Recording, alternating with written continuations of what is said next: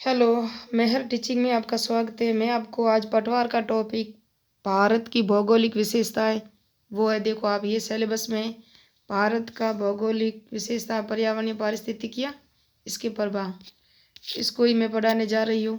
वो भी एनसीईआरटी और राजस्थान माध्यमिक शिक्षा बोर्ड की पुस्तकों के अनुसार। आपका मेहर टीचिंग में स्वागत है। मेहर टीचिंग में राजस्थान बोर्ड और एनसीईआरटी बुकों के अकॉर्डिंग ही सब कुछ टॉपिक पटवार के दृष्टि से कराए जा रहे हैं। मेरा वीडियो अच्छा लगे तो लाइक कीजिए, शेयर कीजिए और मेरे चैनल को सब्सक्राइब कीजिए ऐसे ही वीडियो और चैनल और अथॉरिटीज़ देखने के लिए।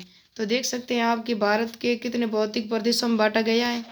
और ये देखो आप, ये भारत के भौगोलिक प्रदेश है जो विष्णु पुराण के अनुसार पृथ्वी उस भूभाग के उत्तरी हिमालय और हिमवाद और हेमकूट पर्वत तंत्र को लगाकर दक्षिण में सेतुबंध हिंद महासागर तक फैला, जिसे भारतीय संतति बस्ती हैं जो भारत कहते हैं। भारत के प्राचीन ग्रंथ किस में वर्णन मिलता है? विष्णु पुराण में मिलता है। और ये देखे भौतिक प्रदेश और इसके प्रतिशत, ये देखो पहाड़ियाँ कितने प्रतिशत है, पठारी कितने प्रतिशत है। मेन पॉइंट ये है कि हमको देखना है कितने भौगोलिक प्रदेश हम बांटे गए हैं। तो ये 5 प्रदेश हम बांटे गए। उत्तरी पर्वतीय प्रदेश, उत्तर का विशाल मैदान, थार का मरुस्थल, प्रायद्वीपीय पठार, समुद्री तटीय मैदान व द्वीप समूह। इसमें उत्तर पर्वतीय प्रदेश ये देख सकते हैं कितने प्रतिशत 5 लाख वर्ग किलोमीटर में फैला है। लगभग 2500 वर्ग किलोमीटर लंबाई है और ये चौड़ाई 250 से 400 मीटर है। और ये विश्व का सबसे ऊंचा पर्वत है। इसके क्षेत्रफल 5 लाख वर्ग किलोमीटर है। यह पामीर पर्वत प्रणाली का ही भाग है। कौन सा? एक प्रथम भाग हम पढ़ रहे हैं, उत्तरी पर्वतीय भाग। और यह पामीर घाट से निकलकर यह अरुणाचल प्रदेश तक फैला है। भूशास्त्रियों के अनुसार आज यहाँ हिमालय पर्वत श्रेणी का विस्तार, यहाँ पहले 33 सागर के अवशेष थे। मैंने इस सब के टॉपिक को 2 पेज में, अभी ये जो सारा पॉइंट है ये देख सकते हैं आप। और ये तो सिलेबस है।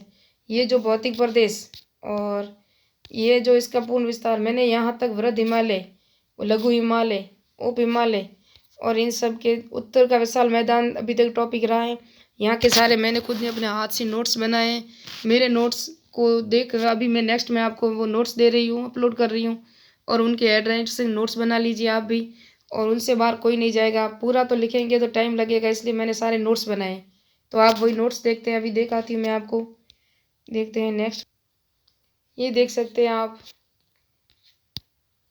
भारत का भौगोलिक विशेषता है पटवार टॉपिक। वो मैंने आपको पीडीएफ बुक्स की भी दे दी है, राजस्थान माध्यमिक शिक्षा बोर्ड 9th की, और इसमें एनसीईआरटी और 9th दोनों के पॉइंट इसमें अवेलेबल है। दोनों के ही पॉइंट मैंने डाले हैं। इसलिए देखो, भारत के भौतिक प्रदेश राजस्थान बोर्ड के अनुसार 5 भागों में, एनसीईआरटी के अनुसार 6 भागों में। राजस्थान 8वीं क्लास की बुक्स है ना बोर्ड की, उसमें सिर्फ 4 भाग ही बताए। तो हम यहाँ राजस्थान बोर्ड और एनसीईआरटी के भाग ही पढ़ेंगे।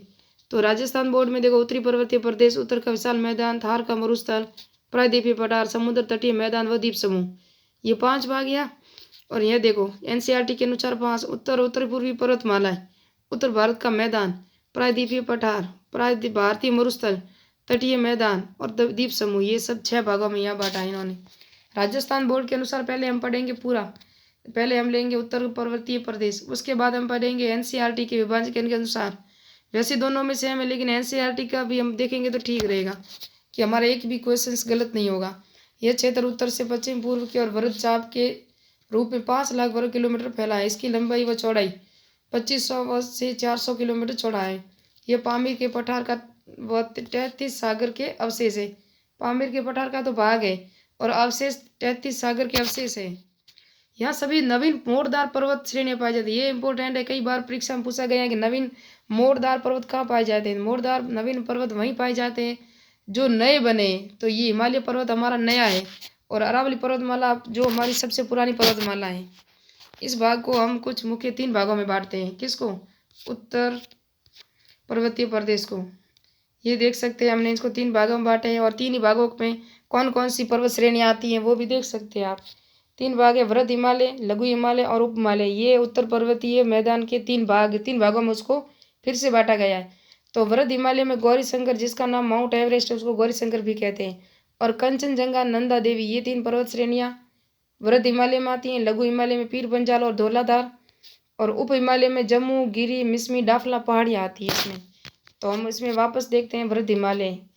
यह सबसे उत्तरी पर्वतमाला उत्तर भाग में मुख्य हिमालय और हिमाद्री नाम से जाना जाता है।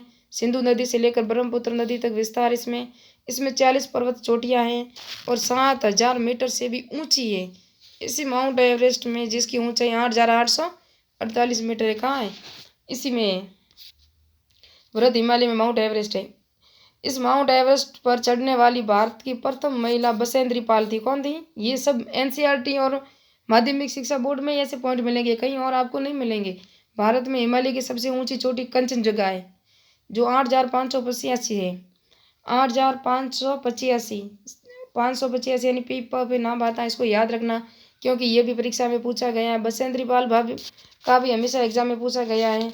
तो भारत में तो कंचनजंगा है, यूं माउंट एवरेस्ट है। और इस श्रेणी में के प्रमुख दर्रे कौन कौन से हैं? किसकी पता है? वृहद हिमालय के दर्रे कौन कौन से हैं? जोजिला दर्रा, शिवकला, माना, नीतिला, गंगा, यमुना, यहीं से निकलती है नदियां भी।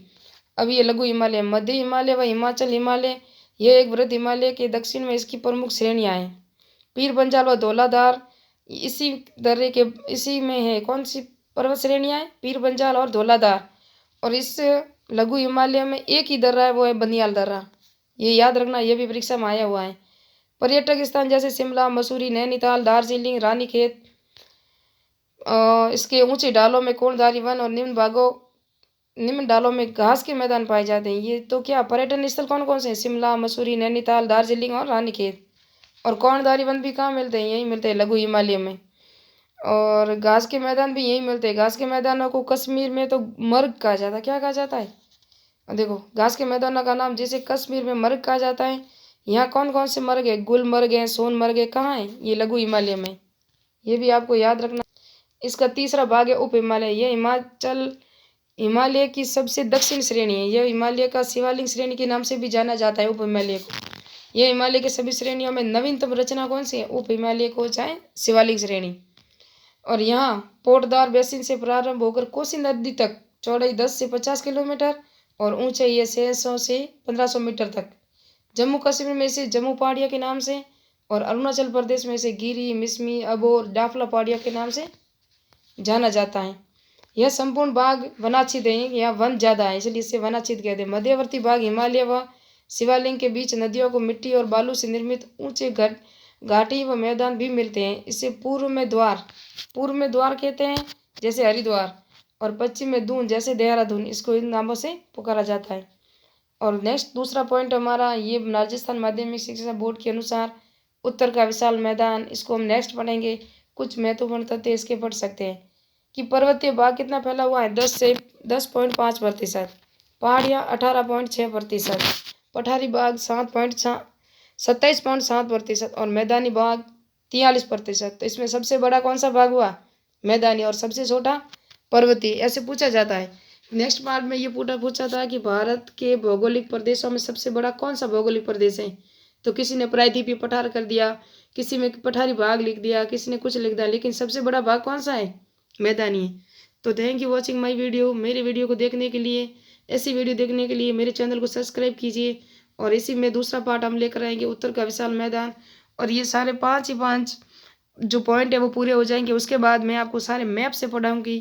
Thank you watching my video. जय हिंद, जय भारत।